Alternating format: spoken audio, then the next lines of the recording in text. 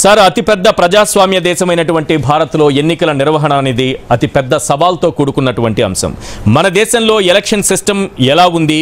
ఒక యూనిక్నెస్ మన ఎలక్షన్ సిస్టమ్కి ఉందని చెప్పొచ్చా?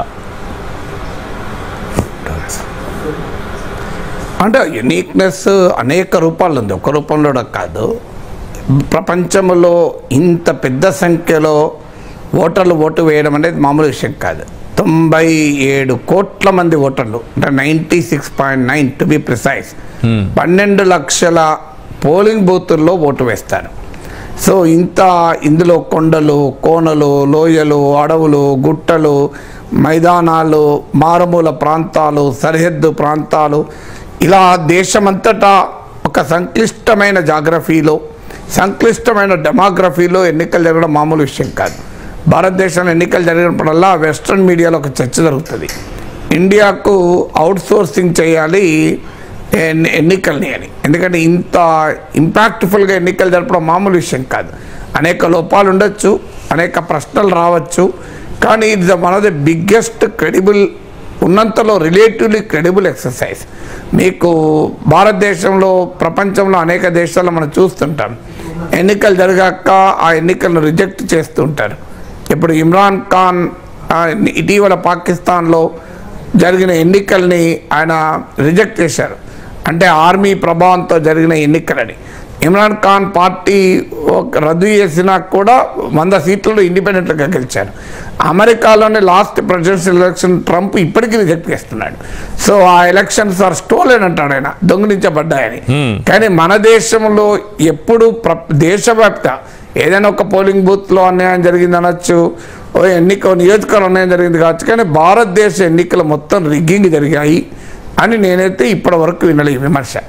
అలాగే చాలా దేశాల్లో ఆర్మీ డిక్టేట్ చేస్తుంది. పొరుగున పాకిస్తాన్ చూడండి, సైన్యము ఎన్నికలు డిక్టేట్ చేస్తుంది. కానీ మన దేశంలో సైన్యానికి సంబంధమే లేదు. సైన్యము సరిహద్దుల్ని చూసుకుంటుంది. దేశంలో కోట్లాది మంది ప్రజలు ఓట్లు వేస్తుంటే అది అంతటి ప్రజాస్వామిక ప్రభావము మామూలు విషయం కాదు.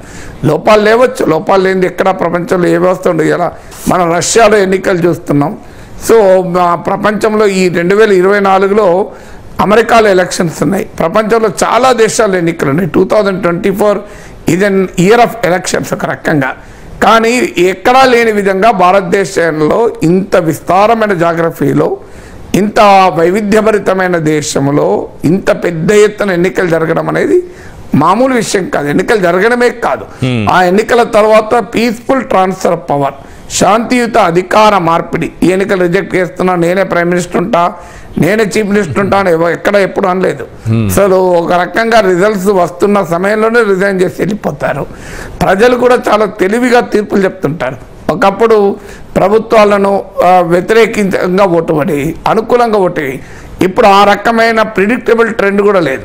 అంటే అధికారంలో ఉన్న ప్రభుత్వ పార్టీలు ఓడిపోయిన సందర్భాలు ఉన్నాయి, గెలిచిన సందర్భాలు ఉన్నాయి, మూడోసారి గెలిచిన సందర్భాలు ఉన్నాయి, అసలు మొదటిసారి ఒక్కసారి పరిపాలిస్తే ఓడిన సందర్భాలు ఉన్నాయి. ఇలా ఒక సంక్లిష్టమైనటువంటి తీర్పు. ఇంకా ఆసక్తికరం ఏంటంటే అసెంబ్లీ ఎన్నికలు, లోక్సభ ఎన్నికలు ఒకేసారి జరిగిన డిఫరెంట్ తీర్పులు ఇచ్చిన సందర్భాలు ఉన్నాయి. మన ఇంకా ఆంధ్రప్రదేశ్లో లేదా ట్రెండ్, కానీ విడివిడిగా జరిగినప్పుడు తెలంగాణ, కర్ణాటక, మధ్యప్రదేశ్, రాజస్థాన్, ఛత్తీస్గఢ్, ఢిల్లీ, ఒరిస్సా, ఇలా ఒరిస్సాలో సైమల్టేనియస్గా జరిగినా కూడా డిఫరెంట్గా తీర్పులు చెప్పారు. అందువల్ల ఇలా ఎన్నికలు ఒకే పోలింగ్ బూత్లోకి వెళ్ళి పార్లమెంట్ సీటు, అసెంబ్లీ సీటు అంటే అక్కడ కూడా భిన్నంగా ఓటేసిన చరిత్ర భారతదేశానికి ఉంది. ఉమ్మడి రాష్ట్రంలో కూడా జరిగింది. 2004లో, 2009లో కాంగ్రెస్ పార్టీకి, రాజశేఖర రెడ్డి నాయకత్వంలో ఉన్న కాంగ్రెస్ పార్టీకి అసెంబ్లీ ఎన్నికల్లో ప్రజలు ఎక్కువ తీర్పు చెప్పారు. కంపారిటివ్లీ లోక్సభ ఎన్నికలు ఎక్కువ తీర్పు చెప్పారు. అందువల్ల జాతీయ రాజకీయ పార్టీలకు జాతీయ ఎన్నికల్లో ఒక అడ్వాంటేజ్ కూడా ఇస్తారు. సో ఇలా రకరకాల ప్రత్యేకతలు భారతదేశ ఎన్నికలకు ఉన్నాయన్నది వాస్తవం. ఓటర్లకు కూడా ప్రత్యేకత ఉంది అనుకుని, ఎన్నికల నిర్వహణ కాదు, ఓటర్ల మైండ్కి కూడా ఒక ప్రత్యేకత ఉందని చెప్పినట్టుగా కనిపిస్తోంది.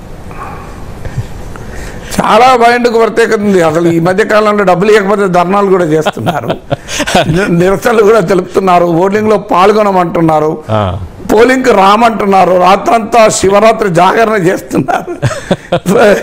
ఎవరు అన్ని పార్టీల దగ్గర డబ్బులు తీసుకుంటున్నారు, వేసే వాళ్ళకి వేస్తున్నారు, అక్కడ కూడా చైతన్యాన్ని ప్రదర్శిస్తున్నారు.